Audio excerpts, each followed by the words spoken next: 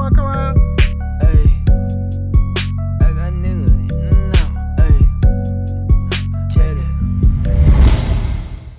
Yo, what's up? Kuza Podcast. I'm your host, Jay Kuza, and I'm glad to be back.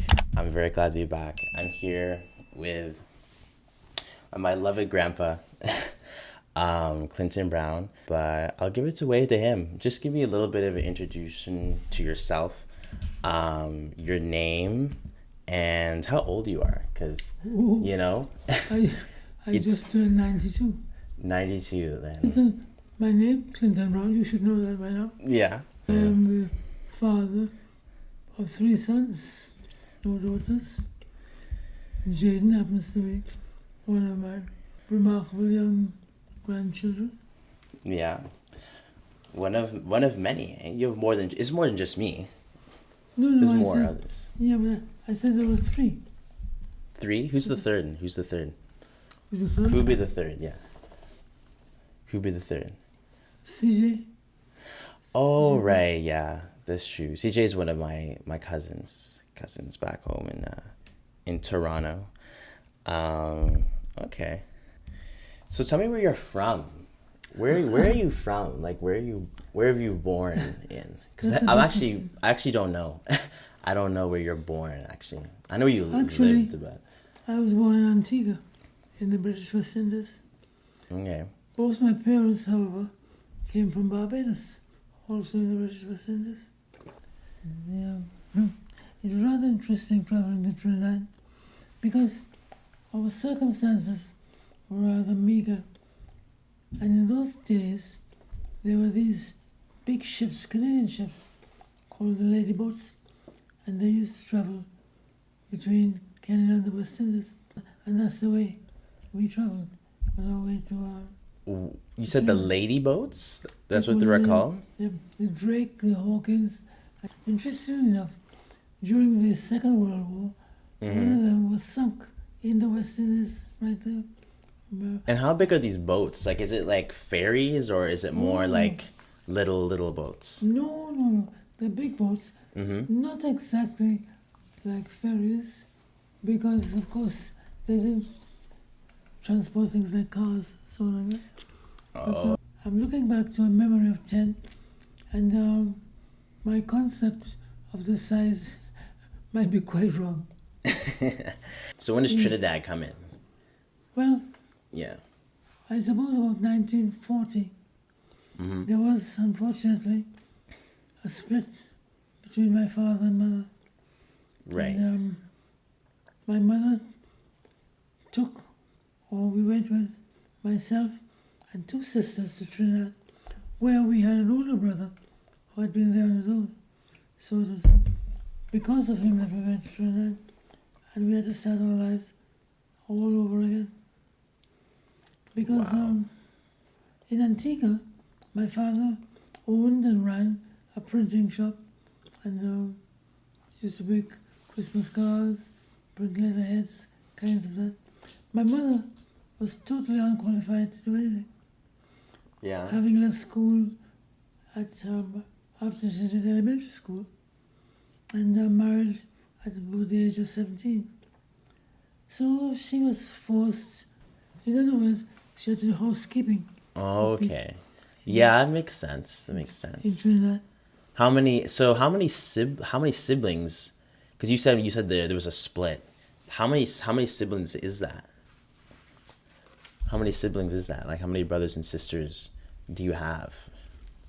There were 7 siblings, and of course, when I say siblings, I'm putting myself in there.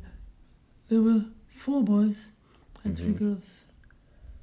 And I was That's a lot. I was the second to last. Well, in those days, parents used to have many children. So it was not unusual. As a matter of fact. No birth control back then, eh? No. Well, I don't know. No. I think, in fact, there were 9 of us, but 2 died before I was born. Wow. Okay, so you were born in Antigua, and then up to 10, you travel over to Trinidad. Okay, that makes sense, actually. Because, every time I would ask, like, when I was younger, where you're from, you would say Trinidad and Antigua, and I just never understood that. So I wanted to save the question. You know what I mean? Well, no, it's more confusing. Yeah. Because having spent 21 years in Halifax, Yeah, that too. when I asked now, where are you from? It means I have to go to Antigua, Trinidad, then So many places, and Nova even Scotia, then following that, Jamaica, then back to Canada. So it's a long story. because you could, because they say like if you lived in a place for more than whatever years, you're like from there, right? That's what people say. Right. And I remember. So where am I from? I remember, when I was younger, like really, really young, I used to think you were Jamaican. Because my dad would always say, oh, like you guys lived in Jamaica, and like we would go to Jamaica to see you and stuff. Actually, I spent more years of my life in Jamaica than anywhere else. Really? Okay. Actually, that would probably line up. I, strangely enough, went to Dalhousie to do medicine, got sidetracked into mathematics, ended up teaching mathematics for a while, and then decided that teaching was not as independent as I wanted to be, so I went back to Dalhousie to do medicine. Shout out Dalhousie. No, it was sort of interesting that they took me because they have the belief in medicine that if you take a person too old, they don't live long enough to be worth the amount of time spent on training them. Ironically. Oh, okay. When did you join? What age did you join the medicine? 36. I graduated from medicine. Let me see. Yep. I was actually 40 years old when I actually graduated. Oh, yeah, that is quite old to But graduate, yeah. When I went to Dalhousie initially, I was already 26. Most of my classmates were like your age or younger. Yeah, that happens now. I see that. I'm in college right now, and there's a few people that are like much older, that are and they're coming back. They're just coming back to get an extra program, or they're coming back to like because there's actually one some other countries, right? They don't allow it. So there is a student. You don't know what? Like they don't allow you to come over with their degree. So there was a student, right? This older fellow. He was like an adult. Like he was like maybe in his 40s, and he was a surgeon, which is like that's a long time to go to school for, right? But he was a surgeon in Syria, right? And it doesn't count. Like the degree doesn't count here, unfortunately. So he didn't want to come and do another surgeon program in Canada, right? That has always been so. Way back in 1960, when there was, for some reason, an influx of doctors from overseas, the medical profession, they weren't happy having doctors coming in. And any doctor who never happy. Any doctor who came into Canada, no matter how qualified he was, had to go through training again before he would back. Which I don't know. There may be some validity to that. Because I'm sure there are some places where the degrees aren't worth the paper they're written on. Yeah, I think that's part of the issue of it. Honestly, like that's the just like education, and education is different throughout all countries, right? Oh, yeah. But I feel like they could have maybe like the residents. So you know how like medicine.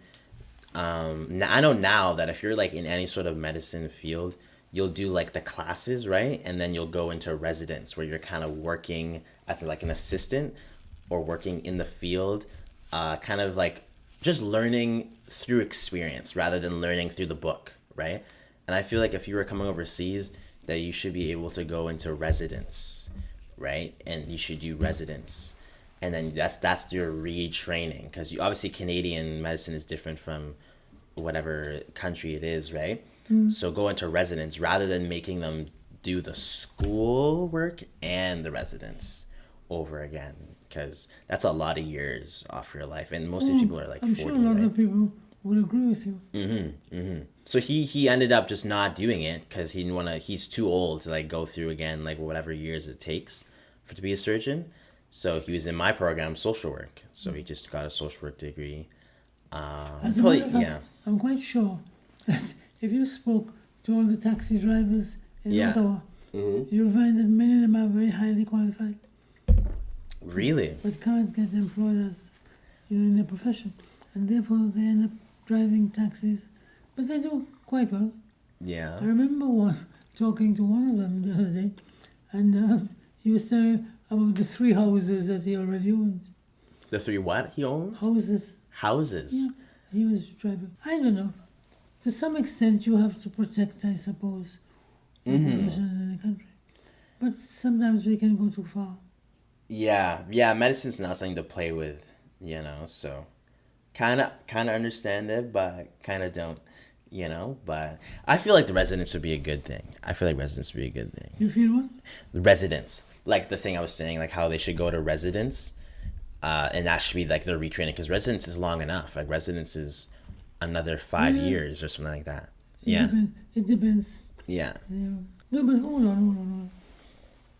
What do you think, when you talk of residency, what do you really think happens? So residence is like, it's basically like you're working. So you're working as a doctor, right? And you're shadowing. Actually, no. Yeah. A residency is the transition period from your first medical degree, which is normally an MD, into specialty.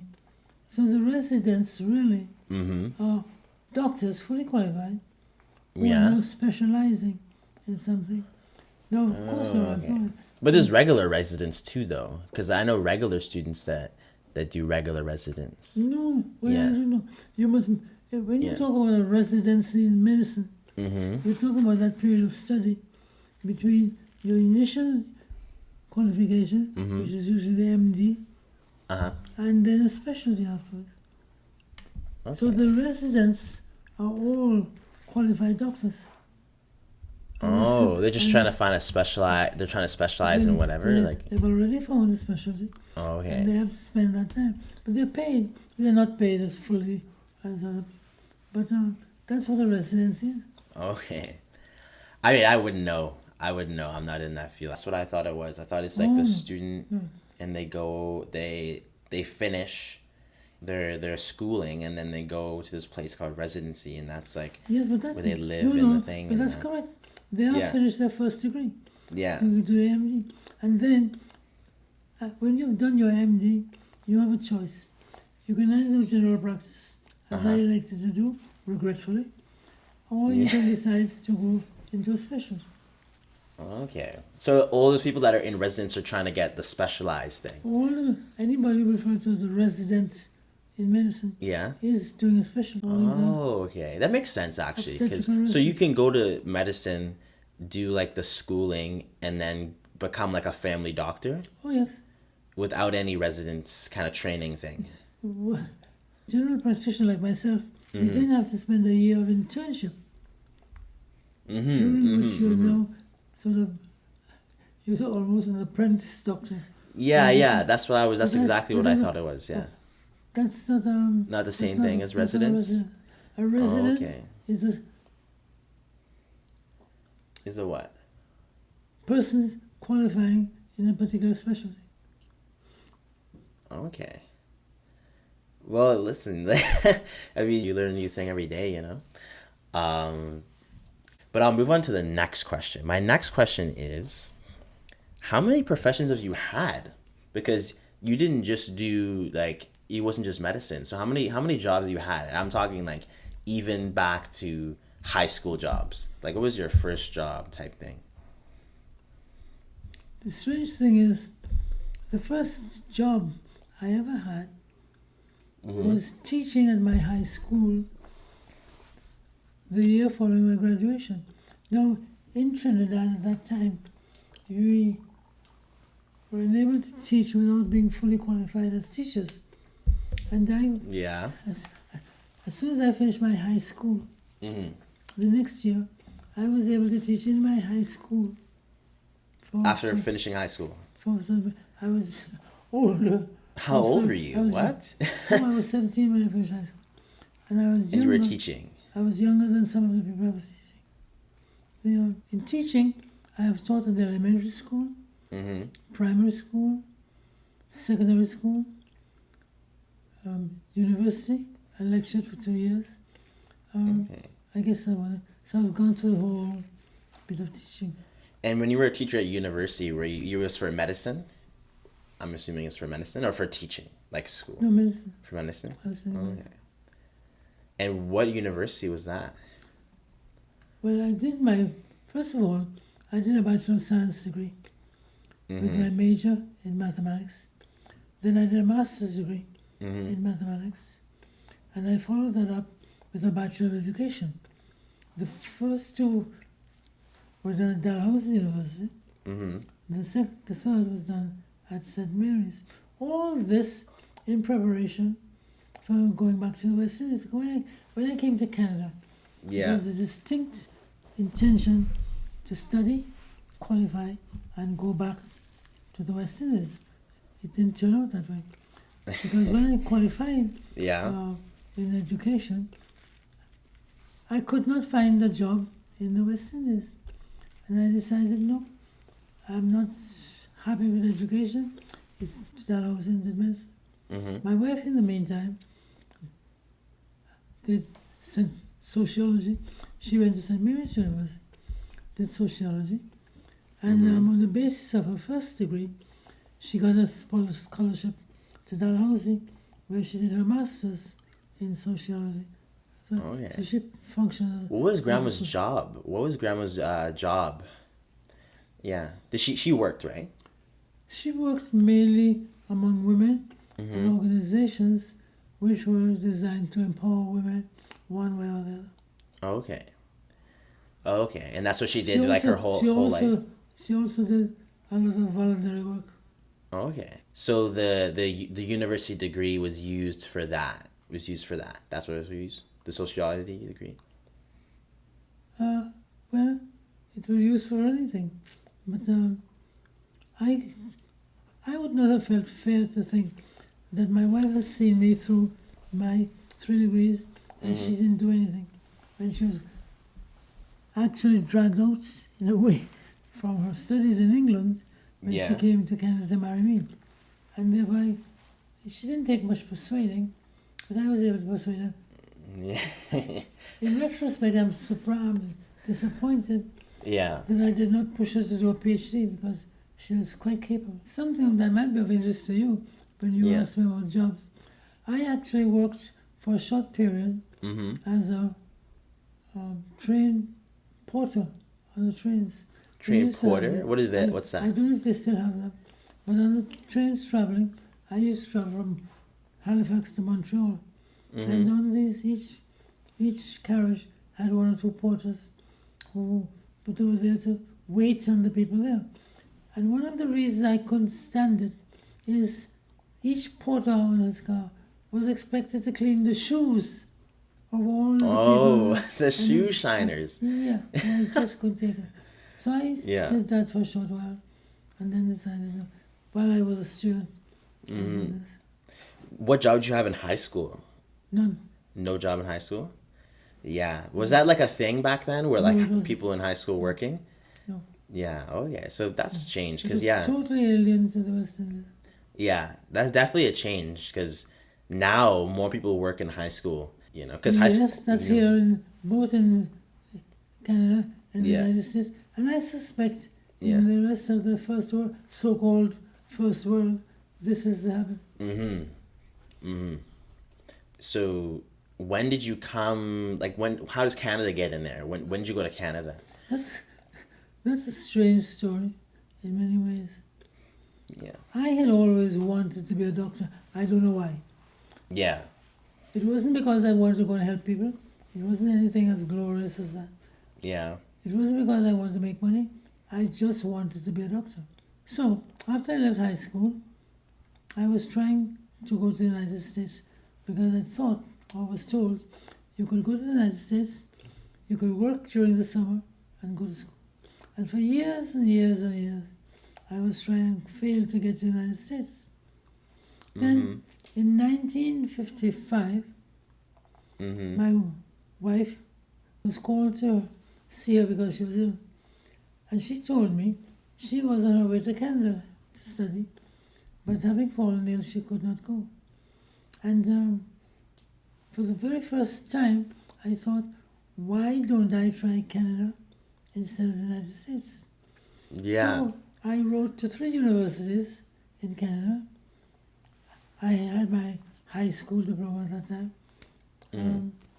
I wrote to Dalhousie, to McGill, and I think I may have written some other university. But I only got a response from one, and that was Dalhousie, and so I came to Canada. So my introduction to Canada was my wife's failure to take up an opportunity to go to Canada. Yeah. And I finally took up and came here. But I knew nothing about Canada. And around like what time frame was that? 19 like what? 1955, I went to Dalhousie. 1955? Okay. So the 50s, eh? Wow. So what was Canada like back then?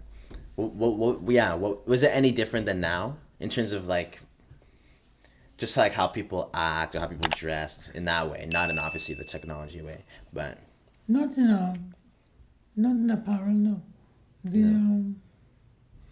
Halifax was a place where all the black people were pretty well, I was going to say dumped into 1 or 2 areas. okay. And there's very little contact between blacks and whites. Most of the black students at the universities were West Indians, and I was among them. Not many African people? Nope. More. Actually, no. There was, I remember at Dalhousie, one fellow, Peter Brightasari was his name. And, he was from Africa. But all of the other people were white and West Indians. And in Halifax, it was very anti-black sort of thing. They behaved as if black people were not people. Yeah. We became, particularly my wife, quite active in the business to fight for equality, particularly in the question of housing, because it was pretty systemic that white people would not want to rent their houses to black people. Yeah. You would Like go to like the banks and stuff, huh? You would go to a house, for example, and available for rent. When you turn up and they look at you, they say, "Oh, heavens, we're so sorry. Very, very nice, very sweet people. Very nice. We're so sorry you didn't call us sooner, but the place is rented." Not far from us will be a white couple with us waiting, who would then go to the place, and of course, "Oh, come on in. The place is still available." And that's the kind of thing we were involved in. And in those days in Halifax, it was pretty rough. Yeah. Particularly, the West Indians were treated much better than the local blacks, which I think is Like African? Yeah. In my medical class of 108 people, there were 6 black people, 6 colored people. 4 Indians and 2. Oh, right. That's another question, actually. Was it pretty multicultural in the schools or pretty, no? Not really. Yeah. Even the schools where blacks and whites went to the same school, they were essentially almost segregated. Segregated? Yeah. Yeah.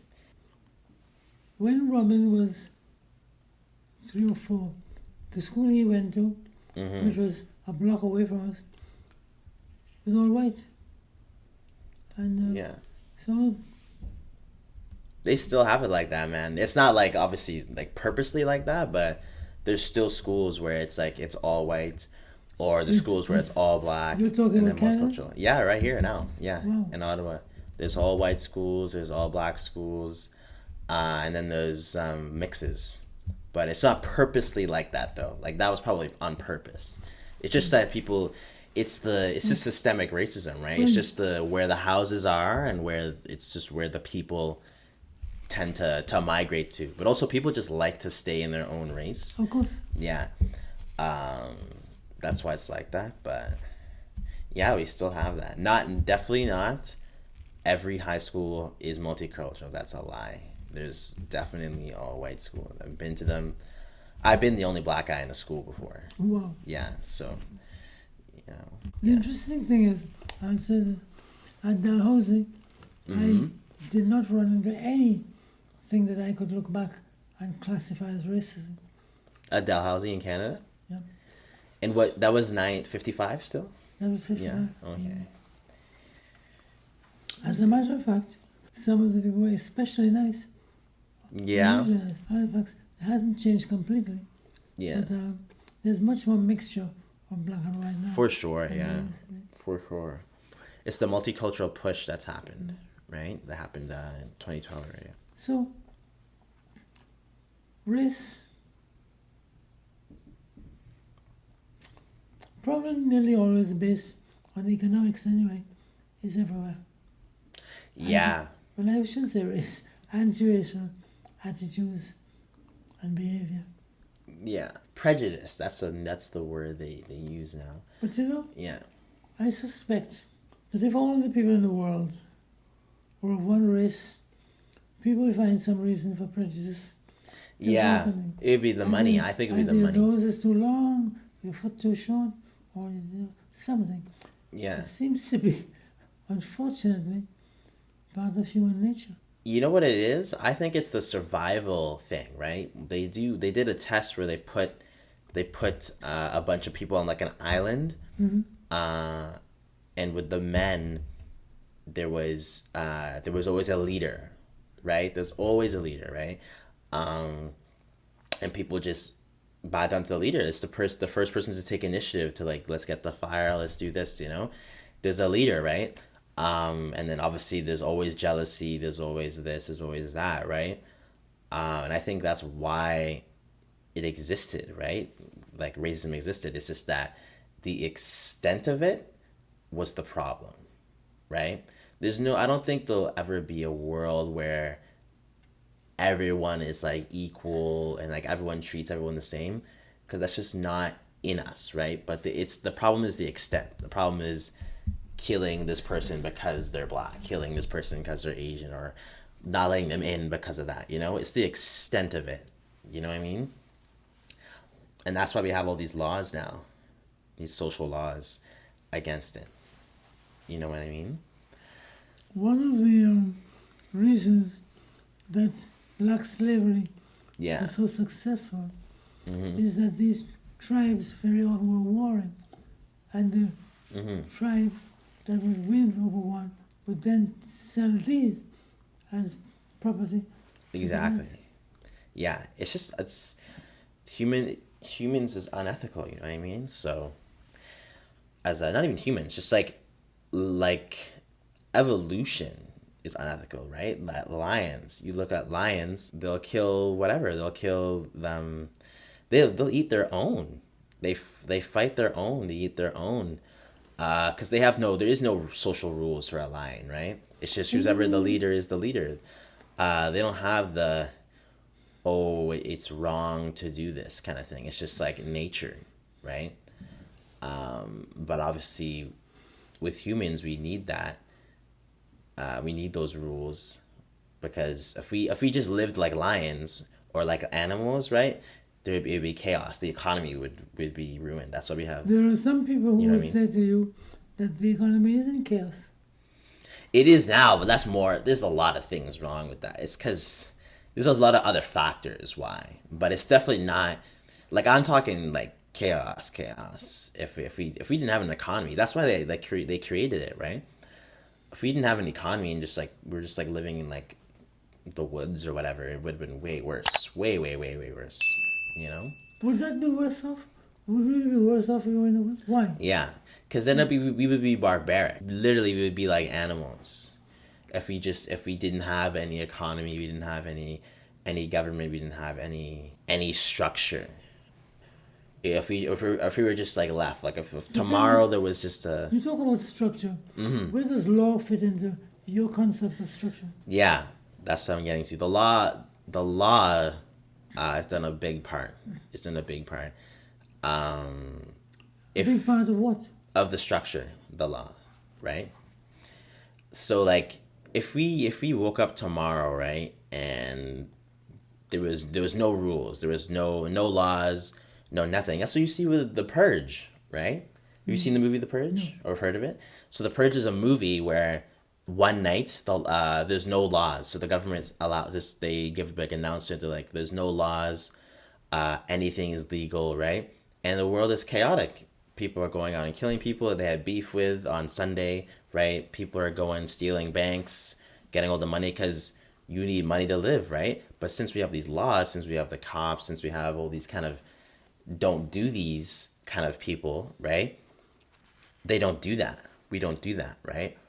But if there was no laws or no structure, no threat, like no leader, right? If there was no leader, which is the government, it'd be chaotic, right? Obviously, the government is not the best. You know what I mean? Like I'm not saying that, but if we didn't have like a leader, right? If we didn't have a leader, it would be chaotic, man. Do you believe that the laws, as you describe them, Mm-hmm. deliver justice? The law,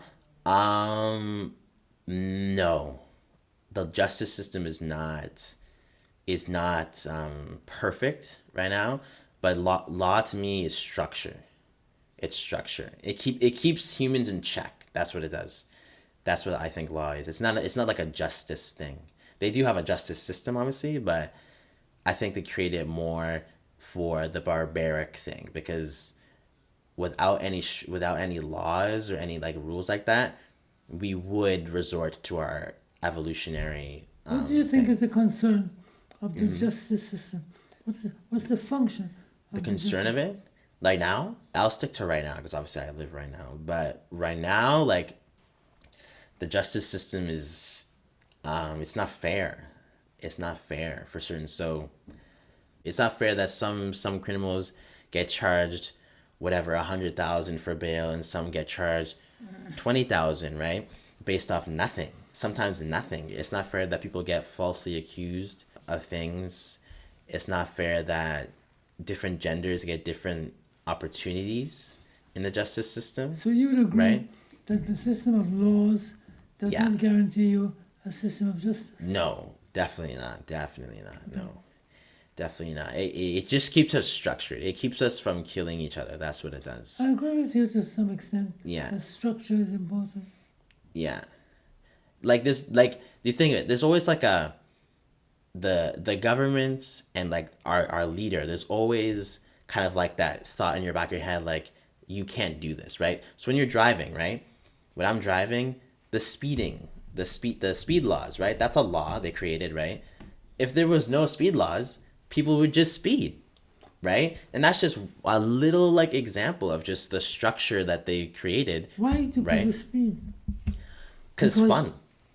And it's faster to get to Is places. that why you speed? Yeah, because it's fun and you get to places faster. But if they didn't put that rule, there'd be more speeding, there'd be more deaths, and again, it would be another just example of chaos, right? Because humans don't not all humans think the same. That's the thing, right? So if you just let everyone speed, there's going to be the guy that just got punched in the face at the bar speeding, there's going to be the drunk guy speeding. Like there's too many. If humans thought the same, then maybe no laws would be fine. But humans don't think the same. Humans go from emotion I all over agree the with you. place. So there has to be some structure. Yeah. There has to be structure. You know what I mean? So I'll move on to the next question. How many major events have you lived through? Because we talked about this. We almost talked about it at dinner the other day. But you've lived through some pretty crazy events that have happened in our history. So how many of those have you lived through? I don't know that I can give you a count, but surely, although I was not involved, I would start with the Second World War. Okay. It's a big one, yeah. Then, of course, there's all the craziness that went on in Vietnam, apartheid in South Africa. Well, I think of some of the people who have been significant in my life. When I say my life, people have known. For example, I think of Mandela. Mm-hmm. I think of Mahatma Gandhi. I think of Martin Luther King. I think of Malcolm X. I think of the Dalai Lama. I think of the breakup of the Soviet Union. It Yeah. was a big thing. Mm-hmm. The creation of the European Union, that's significant. The United Nations, which is, in spite of what people think, does quite a lot of good. Mm-hmm. That's, You mentioned Mother Teresa. I think it was Mother Teresa. Yeah. What was the deal with that? Like, I actually don't know what that is. But you she was mentioned a it. nun, and she worked around in India, and she dedicated her whole life Mm-hmm. to looking after the poor. She's very sick. Oh, okay. Okay. Because I've heard that name so much, Mother Teresa. Like we have a school here named after her. Oh, not surprising. Okay. And for the next question, how did you and Grandma meet? It was a put-up job.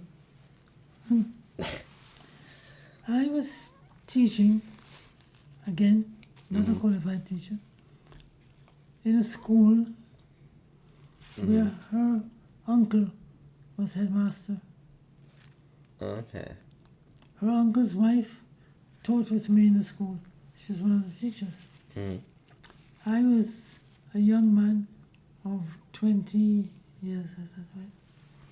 And this mischievous woman somehow decided that she was going to interfere in my life.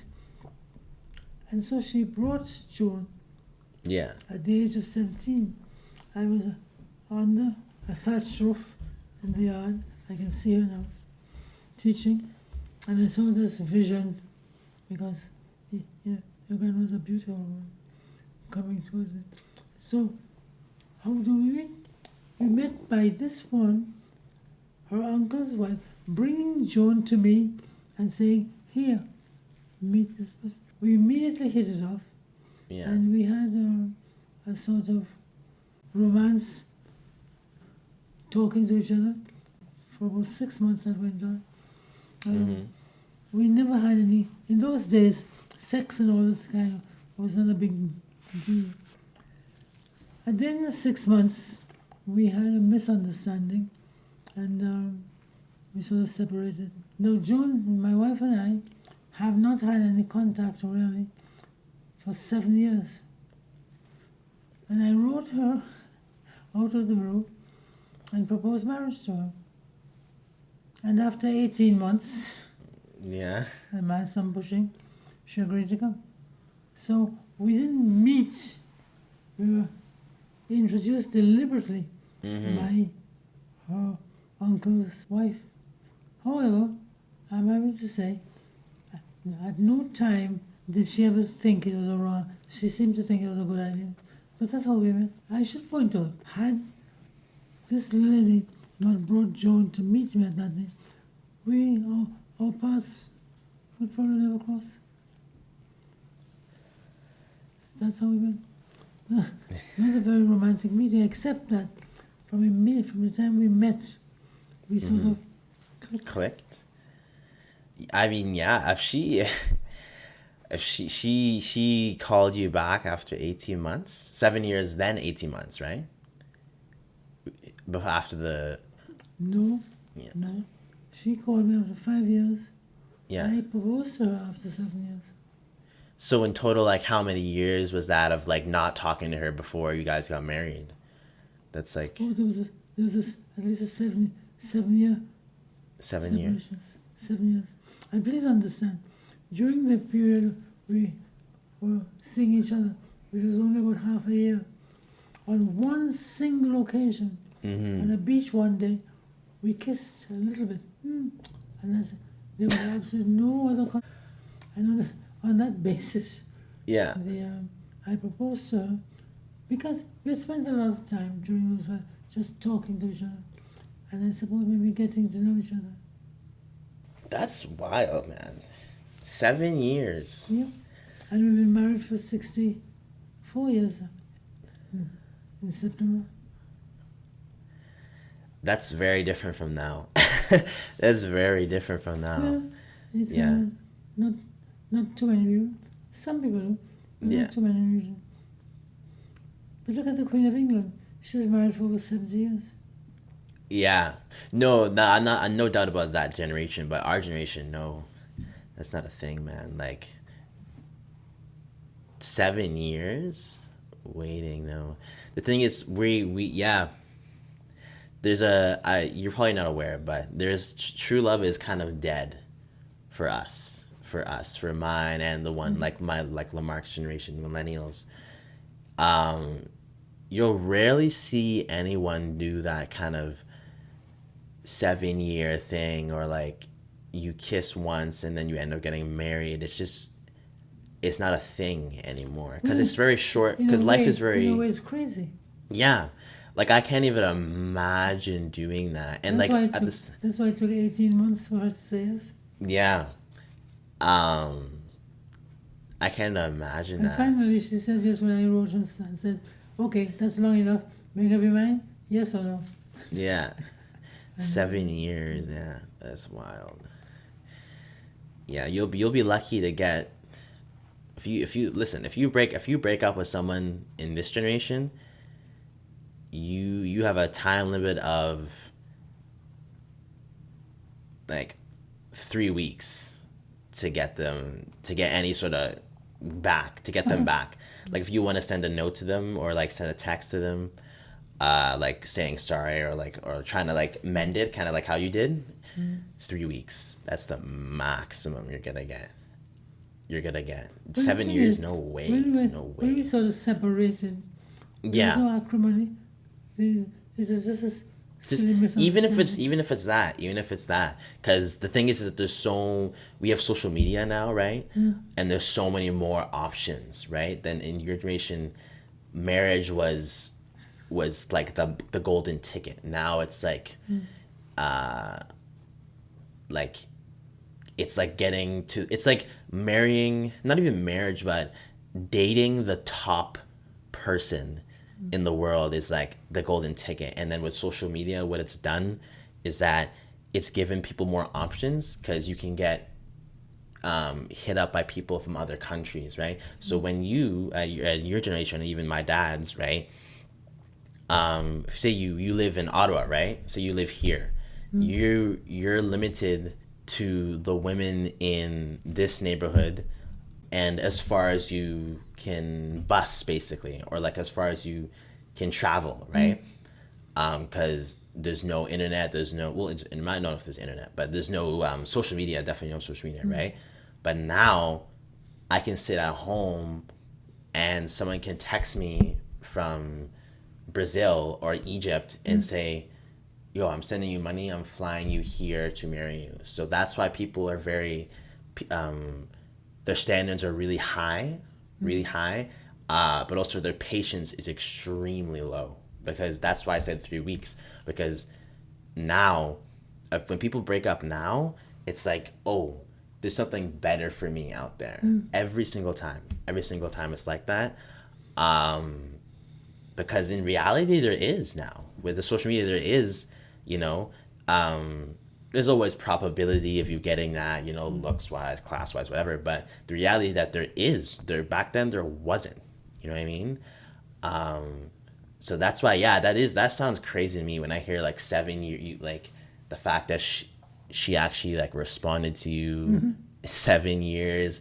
The fact that she didn't get married in that time, is amazing to me, because people in my generation get into relationships easily. 3 weeks, man. Like it's pretty nuts. That's another big reason of why the love is kind of dead. But another reason is that our divorce rate is the highest right now in the West. So Canada and the US divorce rate's really high because of money issues, but also attraction issues with this the social media is kind of negatively impacted marriage for sure.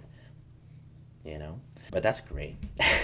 That definitely sounds like a true love story. You guys only kissed once, and then you waited 7 years. Very busy too. I think that's another thing too, is you probably have more time, right? For us, like, life is busier, I find, right? You don't have 18 months to get to know someone now. You know what I mean? I have like a month, you know? People, a month, like to us, a month is extremely long to get to know someone. Like for me, I'll always take like a month to get to know someone before I date them. A month or 2 months, but you waited 7 years or wildness, but it turned out great. 6 years of marriage. That's why, Oh no, you know. my wife was she was a good wife. Yeah, and that's the thing. That's the Right. problem is that Right. people were happier, like people relationship wise were happier back then than they are now. That's why we have the highest divorce rate. That's why you see people complaining about dating all the time on the internet, all the time, right? But you know, that's just a part of evolving. It probably will get better once people start figuring out what the issue is. You know what I mean? Yep. But I'm going to the next question. What was your favorite thing to do with grandma? What was your favorite thing to do with grandma? Just being with her. Mm-hmm. We would go to musical shows. We'd go to the theater sometimes. And we'd see friends. Yeah. Basically, Okay, so just like quality time? Yeah. You just do like everyday activities with her? we never That's we wild. never bored each other. That's amazing, man. Yeah. I feel like people are short paced. People get bored very easily now. Yeah. But like what the things you're describing are things that I do in like a week span. Like a week span. Like I'll go to the movies with someone I like, or I go to the musical shows, right? But so you guys kind of started off as like a friend, or was it immediately? Did you guys immediately meet and you knew this is gonna be like a relationship, or did you meet her and you were like, this is a platonic friend? No, our meeting was, in a way, I was going to use the word explosive. No, it was a love at first sight kind of thing. Of a first sight? As it turned out, it was mutual. Okay, so there was not any point where you thought it was platonic friends. No. Damn, really that long? That long? The funny thing is, Yeah. it was such a silly thing that broke us up, because she was afraid that her father would have thought she had arranged it. And Or would have thought what? Sorry? arranged my coming to meet her away from home. Mm-hmm. Okay. And I'm afraid at that point I was quite vulnerable, and I felt very hurt. And that was it. Oh, yeah. So it was like a conflict between you and her dad? She was afraid of a conflict with her. Oh, okay. Because like maybe, or like her dad didn't want her to go overseas? No, the point is this. If the father had found out that she had left her home, presumably to stay with a girl, and ended up meeting some fellow, then she would have seemed sort of devious, and she didn't want to risk that. Oh, okay. I see. Please understand something. Yeah. There was no way in my imagination that I had any chance in the world with somebody like Joan. And yet Really? when I met her, Okay. So you caught a W then. You caught a W. Yeah, it means caught a win. A win. That's what we say now. But okay, right. A question for me. Do you have any questions for me? Yeah, you can give me two questions. Two questions for me. Well, my first question would be, but you've already partially answered that. Mm-hmm. What do you see for yourself in the next 3 years? Next 3 years is me working on my business, because this is a business, but guys and grandpa. Mm-hmm. This is not just like a for fun podcast, whatever. There's a bunch. I've said it on the first podcast. There's about 10 incomes that I will get out of this, and it's something to support to support me, to support my family, to support my friends. Because I'm putting my friends on too. You know, anyone that knows me, anyone that's cool with me, come on this podcast, man. Come on this podcast, talk with me. If you have a business, you have something, whatever, I'll put you on, because like that's what I do. I'm that kind of guy. You know, I like to share resources. You know, I don't like to be like the greedy hogger, kind of make it out with nothing. You know what I mean? Because I rather make it out. I don't want to make it out and be alone. I'd rather make it out and be with my boys or with my friends, with my acquaintances, with my girl. You know what I mean? So next 3 years, working hard on this, do some real estate stuff too, because that's a really good business to get into. I'm also gonna be working on top of that, like a regular job that I have right now, and traveling. That's when I'm gonna be doing a lot of next year and the years after, because my parents taught me through traveling that when you travel, you learn a lot, because other countries don't live like the West as everyone thinks they do, right? You also meet a lot more people, which would be great for networking, great for podcasting, and it's fun on top of that too. So that's what my plan is. And your second question, you said there's two. How do you feel about your family? My family, great. I can honestly say in terms of like the succeeding of me, is that what you mean? Yeah, great. Good. They did a great job in terms of raising me.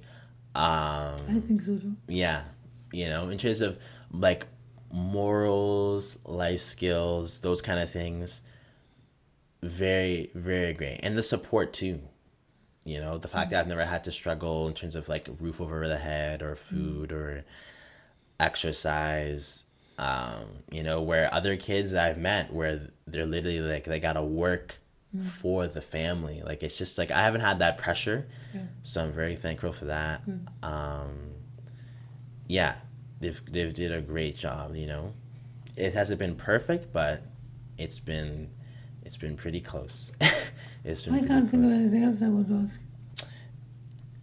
And the next question, your biggest regret in your life. What would you say your biggest regret is?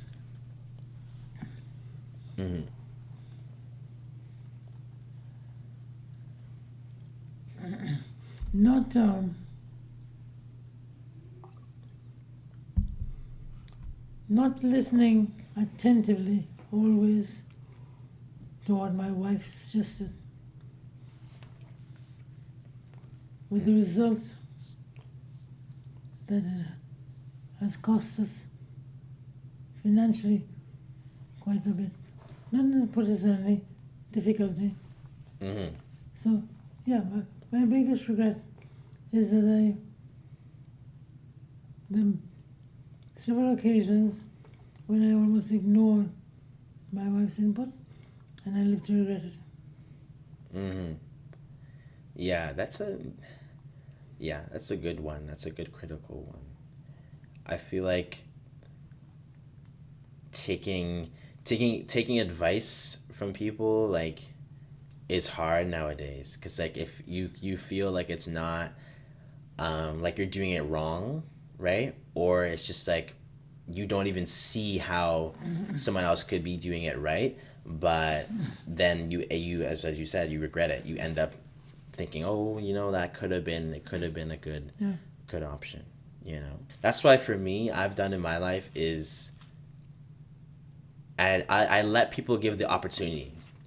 That's what I always think that I say to my friends is, give me advice. I want your advice. I'm not gonna say I'm gonna take it, but I want you to give the advice. I'll never say don't give me any advice. You know what I mean?